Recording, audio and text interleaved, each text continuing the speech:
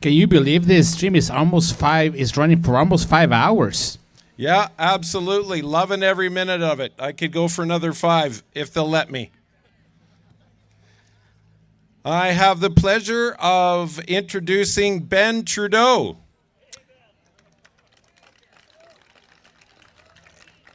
Who is here in Alberta. Woo! His 4 kids are here. He came in 2007. He didn't tell me this, but I'm assuming it's because he saw the writing on the wall and he knew that this was a haven protected from communism here. So he's written a book, and it is called Enough. Great title, Enough. That's his book. It's about how to assert your sovereignty. He has these books available over there. So let's welcome him. Let's give him a good welcome here. Thank you. You're very welcome. Well, good afternoon.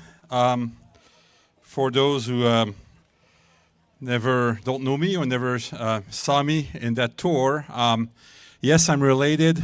First cousin, 14 removed. So that's how close I like to be from these men. I was raised, though, in a very political family. My dad's a speechwriter, PR guy, worked for all premiers of Quebec since the 60s. Many prime minister as well, except Stephen Harper. And I did work for Stephen Harper in 2006, the first Harper government. That's what brought me to Alberta in 2008. 2007, I came here for the first time and then moved here in 2008 as a bachelor. Met my wife in 2011. We have 4 kids. She was born and raised here in Alberta. All our kids are born here in Alberta. When I saw what was happening after having 10 years of full active politics in Quebec, in different circles, I was very involved in the 1995 referendum campaign. I was involved in the consultation that preceded the campaign in 95. That was a real consultation. And I was involved in the question of the 1995 referendum. I couldn't remain silent when I saw what was happening here. So I did wrote a book. I did wrote a book about the constitutional history of our country. I realized how little informed Western Alberta is from Quebec, and vice versa, by the way. It goes both ways, and it's intentional in the system we live in. So I come here telling that I'm not a separatist, and I'm touring with Chris Scott in this tour to affirm that the easiest way to sovereignty is courage. The easiest way to sovereignty is to have a political culture that start asserting what Quebec has been asserting since 1759. So in Quebec, there was a revolution in 1837. Hundreds of people died to assert their independence from the empire. 12 of the generals of that revolution were hung in Montreal. 100 others were expatriated to Australia. And the English decided to make of the French Canadian a poor community to conquer them by poverty. So in 1900, if you were French, you couldn't get a bank loan. So what did the French did? They started a credit union named Desjardins. Aujourd'hui, Desjardins has, most probably you have insurance from Desjardins, and it's the largest credit union in Canada and in the North America. It has for 500 billion of asset. It has 7.8 million of members out of the 9 million Quebecers. Why? Because Quebecers likes keeping their money home. Not like here, where we send every Friday afternoon all of our royalties to the CIBC in Toronto, $500 million a week that we deposit every Friday afternoon. in the CIBC, and then they make 2-3 million during the weekend, where we could put that instead in our credit union, like BVCU, who could serve our people. But Albertans don't have that mindset. And this is why I wrote that book, to start having that mindset, to start thinking about ourselves, to start thinking about keeping our money first, to start about collecting our taxes that Quebec has been doing since 1957. This is what birthed the equalization program. When the federal decided to collect income taxes, Quebec said, okay, we'll collect our own. And then the federal said, okay, if you collect our own, we want to take some of it. So they created the equalization program. The equalization program was embedded in our constitution in 1982 when it was unilaterally brought back by Trudeau and by most prime minister, because Quebec was not part of that patriation of that constitution. Quebec was left out of the patriation of the constitution. In 1978, Quebec filed 12 white books at their legislature. White books are visions. And these white books are still conducting Visions Quebec today. Whatever party goes there, Quebec is still aiming towards that vision of sovereignty, being sovereign despite whatever happens. After the 1995 referendum, Quebec said, okay, we will still want to be sovereign. We'll still control our stuff. So they've been controlling their pension plan since 1965. When the federal offered to create a program across the country, Quebec said, no, no, thank you.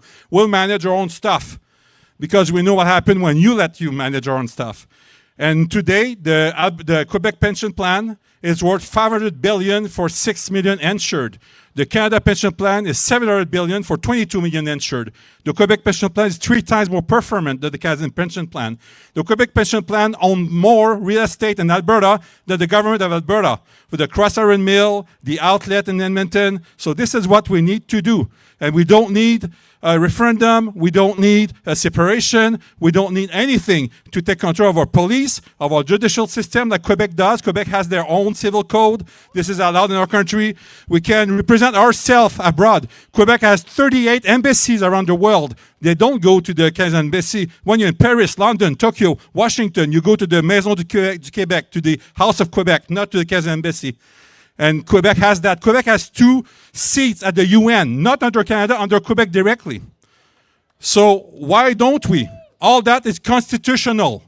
We need to know under which law we are, and then we need to have the courage to take position. We need to have the courage to collect our own tax. We need to have the courage to don't send our royalties to Toronto every weekend so they can make 2-3 million on us every week. We have to be the courage to take over the policies and what is available under that constitution first. And that we can do tomorrow. So my call here is that, yes, participate in great number. We have to send a message, a clear message, to our provincial government. Because we have to have the courage to take what is ours. There's no reason that we let Ottawa pull you over on a country road in Oyen for speeding. This is what we're doing when we let the RCMP in this province. When I moved here in 2008, I got so many tickets because when I was seeing an RCMP car, I would not slow down. They cannot pull you over in Quebec. And it took me 3 months to understand about 9 points before I got it right. So we need to be Albertan first. We need to decide our stuff. So I moved here late. I married Albertan. My kids are all Albertans. So to finish, I just want to tell you, how can I call myself an Albertan? And in Quebec, too, we take care of our immigration. And we've been taking care of immigration for a long time. My sister is Vietnamese, both people adopted in 81. In 87, my dad worked to have the rest of her family moved in. And when they arrived in Montreal, in that time in Quebec in 1987, you had to go to a 5-day training. We teach you the history of Quebec, the value of Quebec. At the end of that 5 days, we ask you to sign a social contract. And if you don't sign that social contract saying that you will respect what has been taught that week, you don't have a driver's license, you don't have health care, you don't have social support, you go to Toronto. And this is exactly what the parents of my sister decided to do. They moved to Toronto. So bad.